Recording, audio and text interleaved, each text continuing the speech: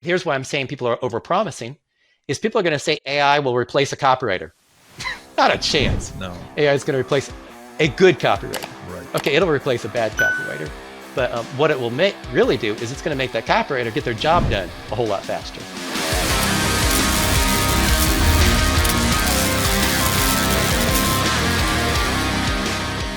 What are your feelings about AI and where it's taking us right now? AI is, a lot of it makes people fearful. And I'll say I'm a little bit fearful from what our governments might do with it, okay? Yeah. On controlling the people, removing freedoms, big brother's watching. Yeah. So I'm nervous on that side. For the business side, which of course is what we're mainly talking about, I love it and I love where it's going to take us. We're in I'll call it the Wild West beginning, which every stage is like that.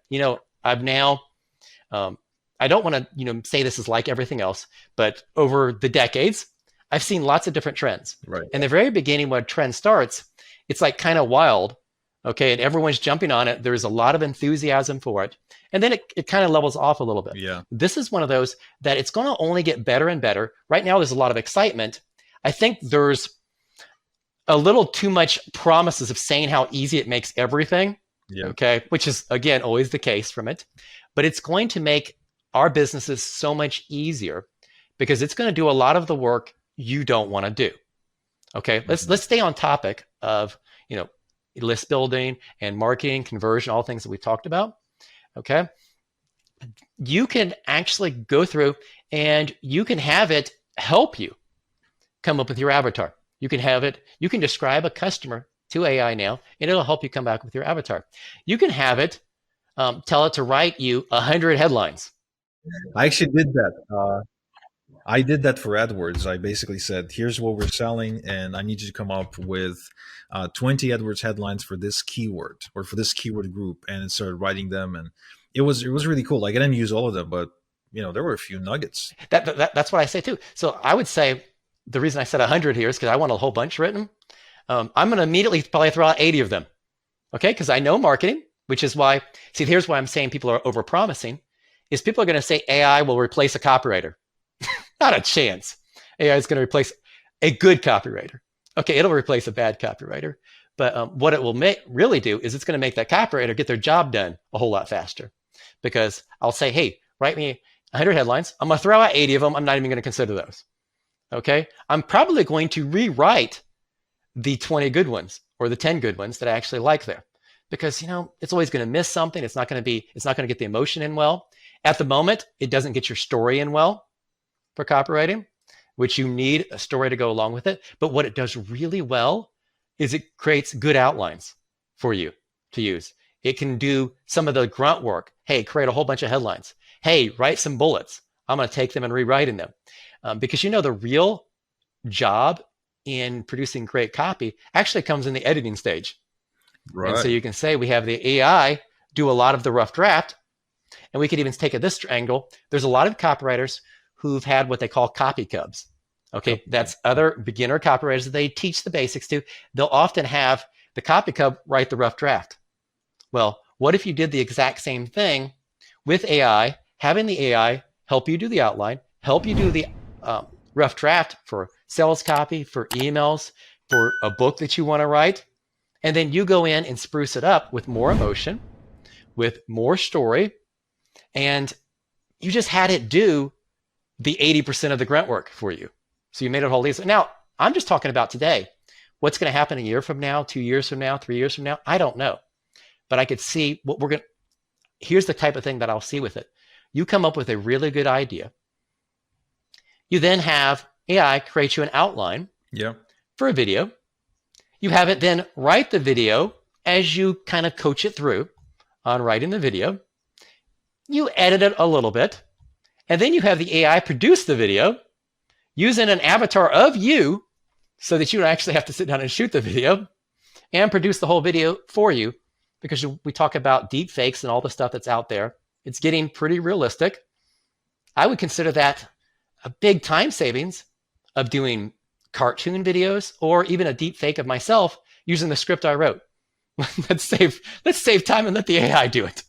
So you're going to become, more than anything else, an idea generator, the person who has to know your customers and you're going to become doing the final edit and understanding the storytelling part. So you still need to understand all the basics like I talked about, but AI is going to make it so much quicker, easier, and more effective, just like it has for everything else online over the past 20 plus years.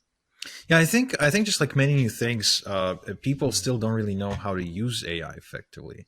Mm-hmm. I think for now, I mean, the way I use it is kind of treated like the next version of Google, where I'm asking it questions like I would Google, but then I would kind of mold Mm-hmm. the answers. I did attempt writing with it quite a few times. I actually created a comic book, a script with it that's now Mm-hmm. almost finished. I just need to get the covers done. Wrote some copy, took my copy, rewrote it in the voice of Stephen King and others. So it's quite useful. But yeah, I'm really looking forward to the stage where when the excitement died off a bit and when the tools become more optimized. Because what I found Mm-hmm. is I found myself kind of in this sinking into this rabbit hole where it's like, especially with tools like Mid Journey and the visual stuff, where you can be Mm-hmm. spending hours upon hours upon hours just exploring what it can do and trying to mold it. When at the end of it, you'd be like, just I'll do it myself, like especially with text, trying to get it to like this one thing that ChatGPT does right now that's really annoying to me is it. Anytime I ask it to write an email, a marketing email, it'll start with a question. Right, it'll start with something like, "Are you tired of blah blah blah?" So if we're writing for tennis players, it'll probably sound something like, "Are you tired of missing 50% of your serves, or are you tired of losing to your best friend? Are you tired of, not being able to win your local trophy, in your local tournament?" Whatever tennis players want to do, I have no idea. Um, and I can't get it to stop doing it. I can't get it to stop asking a question at the start of every email because it makes it very repetitive. You know what I mean? Well, I mean, that again, that just comes back to you editing. You know what you're looking for, so you know to delete the question off. You know to start off with a quick story that you just add into the rest that it produced.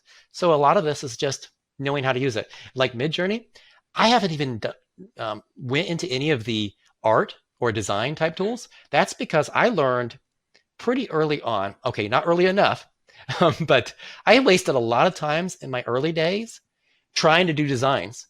Eventually learning that I could pay a designer to get a whole lot better job done for me than wasting my time on it. So you know what? I'm not even using any of the AI tools for art or design right now because I know the exact same thing still applies. I can pay a designer who knows how to use that tool and they'll get it done a whole lot faster with the tool and do a better job of it than it's worth my time of paying them. So I'm not even going to look at any of the AI tools for design personally because of that factor. And I would recommend the same thing for everybody listening to this is figure out what's important, what brings in the cash. John Carlton, this is a phrase he always used, Operation Money Suck. What brings in all the cash? Let's throw out everything else. Let's focus on what brings in the cash. Do that in your business. Learn how to outsource all the other things, knowing that the people that you outsource to are going to use AI, which means it can actually decrease your cost of outsourcing because it's not going to take them as long to do a good job anymore. But I'm still not going to try to do those jobs myself, nor am I going to rely on AI on its own without an expert at the handle.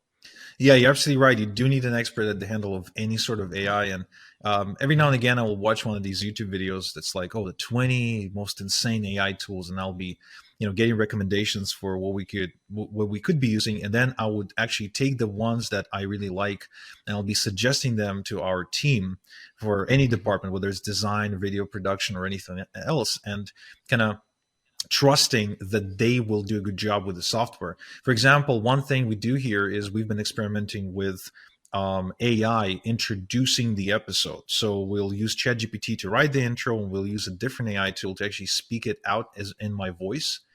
And so we've been using this tool called Descript for a while, but then we switched to a different one that's actually a voice cloning tool that works a lot better. And all of a sudden, I'm sounding a lot more natural in the introduction. So Mm-hmm. I'm keeping an eye out on all the tools. I don't use most of them. I do try to suggest them to my team so they can produce a better output. And it is for the exact same reason. There's a lot of stuff out there that I don't need to be doing. I mean, the philosophy of Operation Money Suck did not change in the last 30 years. You really do need to narrow down on what's important. And for me, that's always been the marketing. Now, the other part of it that I unfortunately can't really outsource is also, creating the trainings that we do and all kinds of stuff like that.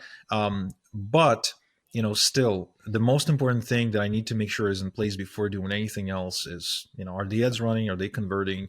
Are there mailings happening? Is there like money coming in? Because unless there's money coming in, there's nothing happening.